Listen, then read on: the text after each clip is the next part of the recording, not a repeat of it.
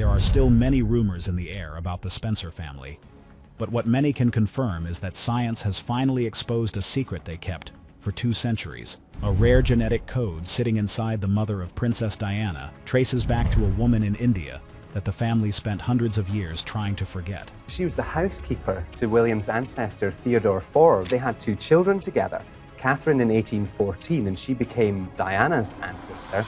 Yeah, about that, the Spencers did everything they could to sanitize their biographies and hide the truth from the public. But here's the catch. While you can burn letters and rewrite books, you can never change the DNA that passes from a mother to her children. Silent witness in the blood. The story of this incredible discovery began in a very quiet way with 2 small tubes of spit arriving at a lab in Edinburgh, Scotland. It was the year 2013, and the team of scientists led by Dr. Jim Wilson had no idea they were about to find a royal secret. They were working with a company called Britain's DNA to study the ancestry of people across the country. The 2 women who gave the samples were not just random people off the street. They were third cousins of the mother of Princess Diana, a woman named Frances Shand Kidd. These women were chosen because they shared an unbroken line of mothers going back over 200 years. In the world of science, this is called the maternal line, and it is very special because of something called mitochondrial DNA. Now, most people do not realize that mitochondrial DNA is like a secret time capsule. Unlike other parts of your DNA that get mixed up between your mom and dad, this specific type passes perfectly from a mother to her daughter. It does not change, it does not blend, and it does not disappear. If your great-great-great-grandmother had a specific marker, you carry that exact same marker today. It is a silent witness that keeps track of where your family really comes from, no matter what stories the men in the family might tell. Dr. Wilson and his team used a special computer chip to scan hundreds of markers in these samples. They expected to see the typical results of an English aristocratic family, which usually means markers from Europe. But when the results popped up on the screen, the room went quiet. Dr. Wilson later said he had to check the results 3 times because he could not believe what he was seeing. The DNA belonged to a group called Haplogroup R30b. This is where things get really weird. Out of a database of 65,000 people from all over the world, only 14 people had this marker. 13 of them lived in India, and 1 lived in Nepal. Not a single person in Europe had it. This was a massive shock, because it meant that Princess Diana had a direct ancestor from South Asia. This was not a distant cousin or a mistake in the test. The science was perfect and undeniable. Because 2 different relatives who did not even know each other had the same rare marker, it proved the line was real. This meant that somewhere about 7 generations ago, a woman from India entered the Spencer family tree. This was a key detail that was missing from every royal biography and every history book ever written about the princess. The discovery was like a biological bomb going off in the middle of British high society. The scientists realized they were looking at the genetic signature of a woman who had been deliberately removed from the family history. For hundreds of years, the Spencers and the royals had told the world they were made of pure English and European blood. They were the peak of the British aristocracy, and their pedigree was supposed to be perfect. But get this, the DNA does not care about titles or social status. It only tells the truth. The presence of this South Asian marker meant that the most photographed woman in the world, the people's princess, was actually part Indian. This discovery turned the search from the lab to old, dusty archives filled with papers. If the DNA was right, then there had to be a real person who lived and breathed in India who was the mother of this line. The question was, who was she, and why did a powerful family like the Spencers spend 2 centuries trying to make sure nobody knew she existed? They had rewritten their own history to stay at the top of the social ladder. This was a secret that was kept through wars, weddings, and coronations, but it could not hide from modern science. The team knew that this would change how people looked at the royal family forever.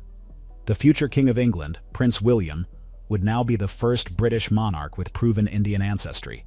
This was not just a fun fact for a trivia game, it was a massive shift in the story of the British Empire. The very family that once ruled over India as a colony actually had India running through their veins. This realization sent historians scrambling to find the name of the woman who had been hidden for so long. Science had finally opened a door that had been locked since the 1800s. The DNA was the first piece of the puzzle. But the rest of the story was even more dramatic. It involved a forbidden romance, a heartbroken mother, and a young girl sent across the ocean to a land she had never seen. The experts were about to find out that the woman at the start of this mystery was someone named Eliza Kewark. Someone was waiting in the shadows of history for her name to be spoken again. Shadow Mother from the East. Her name was Eliza Kewark, and for over 200 years, she was a ghost in her own family tree. She was born around 1790 in a place called Surat. In those days, Surat was a massive and busy port city on the western coast of India. It was a place where ships from all over the world came to trade spices, silk, and gold. The air was filled with the smell of the sea and the sounds of a dozen different languages being shouted in the streets. It was a place where people from different cultures met and lived together, and it was the home of the woman who would eventually become the ancestor of a princess. Eliza's father was an Armenian man named Kewark, But her mother's line was the one that carried that rare South Asian DNA. In the world of the British Empire, Surat was a very important place for the East India Company. This was a giant business that basically ran India for England. Many young Scottish and English men went there to make their fortune. One of those men was Theodore Forbes. He was a merchant from a wealthy landowning family in Scotland. He was ambitious and wanted to climb the social ladder. When he arrived in India around 1809, he met Eliza. The official records that were written later called Eliza a housekeeper, but that was a huge lie to cover up the truth. The reality is that Eliza and Theodore lived together as a couple. They were not just a boss and an employee, they were a family. They had 2 children together, a daughter named Catherine and a son named Alexander. For a few years they lived a life that was probably very happy in the warm climate of India, and later in a place called Mocha in Yemen. Theodore relied on Eliza because she could speak many languages and knew the local customs, which helped him in his work. But here is the deal. As Theodore got more successful, the rules of society started to change. The British in India were becoming much more strict about who they would marry and live with. Having an Indian partner was starting to be seen as a problem that could ruin a man's career. When Theodore got a big promotion in Bombay, he made a choice that changed everything. He decided that Eliza was not good enough for his new life in high society. He left her and the children behind and moved to the city alone to live with his wealthy British friends.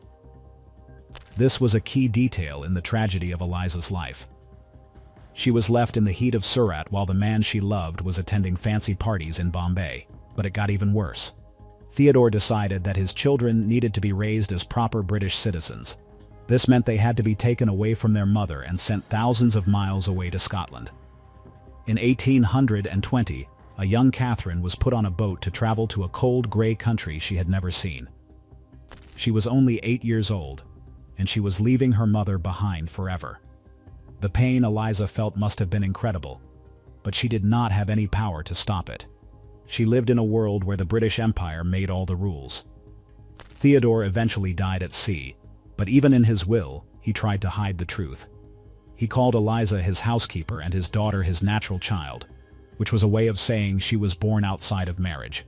He was trying to protect the Forbes family name from the scandal of having Indian blood in the family. He wanted his daughter to fit into the world of the Scottish aristocracy without anyone asking questions. Eliza was left alone in India, and for a long time, historians thought that was the end of her story. But decades later, people found a bundle of old letters in a house in Scotland. These letters were written by Eliza, and they are some of the most heartbreaking things you could ever read. Because she could not write well in English, she had to pay someone to write them for her. But she signed them herself in Armenian script.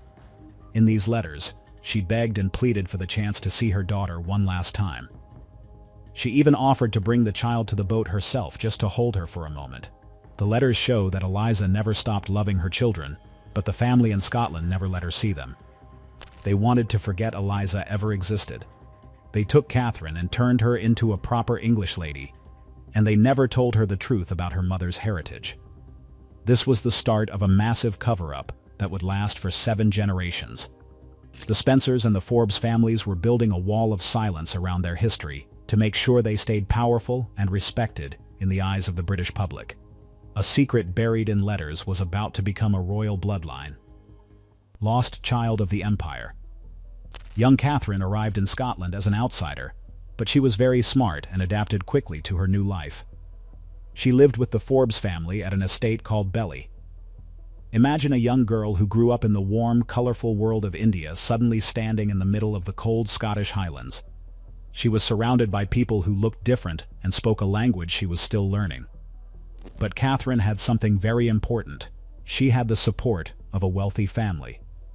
They made sure she was educated and trained to be a lady of the aristocracy. As Catherine grew up, the secret of her mother was kept very quiet. The family told everyone that Eliza was Armenian. This was a very clever trick.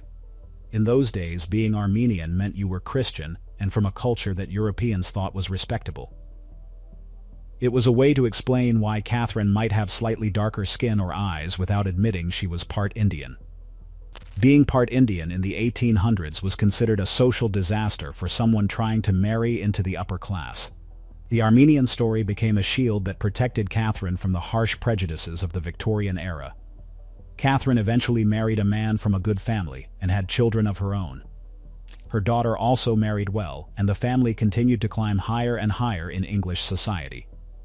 Every time a new child was born, the secret of Eliza Kewark was pushed deeper into the past. By the time Catherine's great-grandchildren were born, the family probably did not even remember the truth themselves. They believed the lie they had been telling for 100 years. They were convinced they were a pure aristocratic line with no connection to the colonies they ruled. Yeah, about that. While the family was hiding the truth, they were also becoming more and more powerful. Catherine's descendants eventually married into the Spencer family. The Spencers were one of the oldest and most respected families in all of England. They owned a massive estate called Althorpe that had been in their family for 500 years. They were close friends with kings and queens, and they lived a life of incredible luxury. When Diana Spencer was born in 1961, she was part of this world of private schools, country houses, and royal traditions. What most people do not realize is that the Spencers actually had more English royal blood than the royal family themselves. They traced their line back to several kings through their illegitimate children. This made them feel very proud and very protective of their history. When Diana was chosen to marry Prince Charles, the world saw her as a perfect English rose. She was the ideal bride for a future king because she was young, beautiful, and came from a family with a perfect pedigree. At least, that is what everyone thought at the time.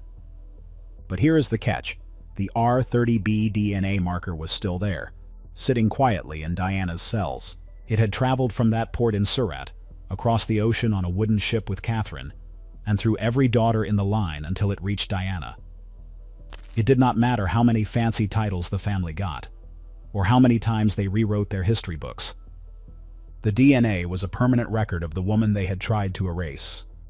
Diana was a bridge between the British aristocracy and the very people that the British Empire had ruled over for centuries.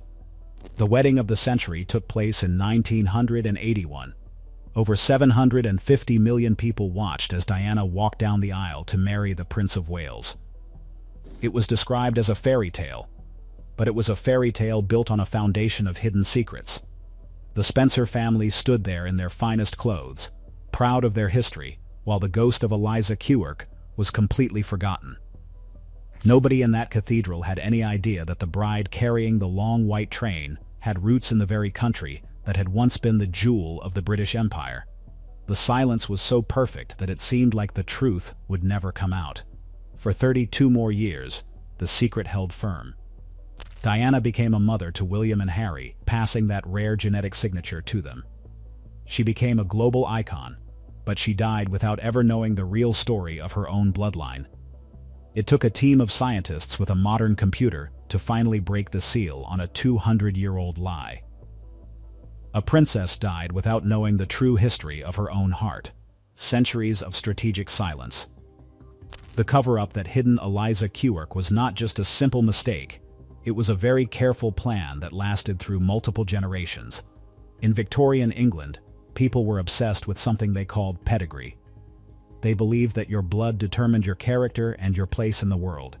Families like the Spencers were at the very top, and they had to make sure their bloodline stayed clean in the eyes of society. Any hint of non-European ancestry was seen as a permanent stain that could ruin their chances of making good marriages or holding on to their power. Because of this, the family used the Armenian story like a weapon to kill off any rumors about their past. They made sure that every genealogy book printed in the 1800s listed Eliza as Armenian. They cleaned up their private letters and made sure that the official family trees looked perfect. It was a strategic silence that worked perfectly. By the time the 1900s arrived, the secret was so well hidden that it was almost impossible to find. Even the royal family's own researchers, who are the best in the world at checking family trees, did not find any problems with Diana's ancestry. When the DNA results finally came out in 2013, the reaction from the family was very interesting. Reporters went to find Diana's aunt, Mary Roach, to tell her the news. You might think she would be upset or shocked, but she said she was actually happy to hear the truth. She admitted that she had always been told they were part Armenian, but she found the Indian connection to be wonderful. This shows just how deep the lie went. Even the people in the family were victims of the cover-up. They had lived their entire lives believing a story that was genetically impossible. There are still many rumors in the air about what other secrets the high aristocracy might be hiding. The story of Eliza Kewark is a key detail because it shows that even the most famous people in the world can have a history that is totally different from what we see on television. The Spencers were so successful at hiding the truth that they almost made it to the end of history without being caught. If it were not for the invention of modern genetic testing, we would still be talking about Princess Diana's Armenian roots today. This is a key detail that changes how we think about the British Empire. We often think of the colonizers and the colonized as two completely separate groups of people. But the story of Eliza and Catherine proves that the two worlds were always mixing. The empire was not just a map of countries, it was a map of people who fell in love, had children, and created new families. The tragedy is that the rules of the empire forced these families to hide their true selves, just to survive in a world filled with prejudice. The Spencers were not the only ones doing this. Many families in the British upper class have secrets in their past. But because they were so close to the throne, their secret was the most important one.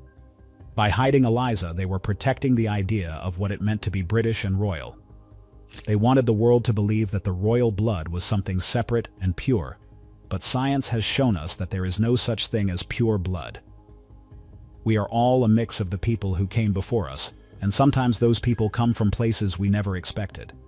The cover-up finally ended not with a confession, but with a scientific report. the DNA was unassailable, which is a fancy way of saying nobody could argue with it. The markers were clear, and the connection to India was 100% real. The wall of silence that had stood for 2 centuries had finally crumbled into dust. The world now knew the truth about the woman from Surat, and her name was finally back where it belonged in the history of her descendants. The lie was finally over, but the genetic journey was just beginning. Vanishing signature of history. This is where the story gets even more interesting and a little bit sad. Prince William, the future King of England, now carries that rare genetic marker from India. This is a huge deal because he will be the first monarch to ever have proven Indian DNA. Think about that for a second. The man who will lead the Commonwealth, which includes over 1 billion people from South Asia, actually has a direct biological link to them. This is not just a nice gesture for a speech, it is a fact written into his very cells. It is a powerful symbol of how the world is connected in ways we do not always see. But here is the catch, and this is the part that feels like a final twist in a movie. Mitochondrial DNA only passes from mothers to their children. While Prince William has the marker, he cannot pass it on to his children. Prince George, Princess Charlotte, and Prince Louis will not carry the R30b signature. They inherited their mitochondrial DNA from their mother, Catherine Middleton. This means that after traveling for over 200 years across thousands of miles and surviving through 7 generations of women, the ancient thread from India ends with William and Harry. It feels like a final act of disappearing. Eliza Kewark was erased by the family records, and now her last biological footprint is slowly fading away from the royal line. She fought so hard to be remembered by her daughter, writing those desperate letters from Surat, but she was kept in the dark for 2 centuries. Now that we finally know her name and her story, the physical part of her that stayed alive in her descendants is about to vanish forever. It is a strange and poetic end to a story that was filled with so much silence and secrecy. The Spencers spent 200 years hiding this woman, and they almost won. They almost made sure that Eliza was forgotten by history. But the fact that we are talking about her now means that, in a way, she actually won. Her truth came out when the world was ready to hear it. We live in a time where people are proud of their diverse backgrounds, and the idea of having roots in India is seen as something beautiful, not something to hide. If Eliza could see the world today, she might be happy to know that her great-great-great-great-great-grandson will be king, and that the whole world knows her name. Yeah, about that. The story of Eliza Kewark makes us wonder what other secrets are hiding in the DNA of the world's most powerful families. We think we know history because we read it in books, but books are often written by the people who want to hide the truth. DNA is different. It is a record that nobody can edit. It tells the story of our ancestors exactly as it happened, without any of the lies or the cover-ups. It reminds us that we are all connected, and that the boundaries we draw between people are often just stories we tell ourselves. As we look at the future of the British monarchy, the image of Eliza Kewark should be right there alongside the kings and queens. She was a mother who loved her children, and a woman who lived through the complicated world of the British Empire. Her bloodline went from a busy port in India to the highest throne in the world. Even if her DNA marker stops with this generation, her story is now a permanent part of history. She is no longer a ghost or a housekeeper. She is the shadow mother of the future king. The thing is, I wonder if all this happens overnight, or if there are still more layers to this mystery that we are missing. Are there other ancestors waiting to be discovered? Are there more letters hidden in drawers that will change everything we think we know about the royals? It makes you think about your own family and what secrets might be hiding in your own blood. The stories they don't want you to hear are always the ones most worth telling, and Eliza's story is one of the best. Is it possible that the entire history of the world's royalty is built on a foundation of secrets just like this one? What do you think about families hiding their past? Please like and subscribe for more.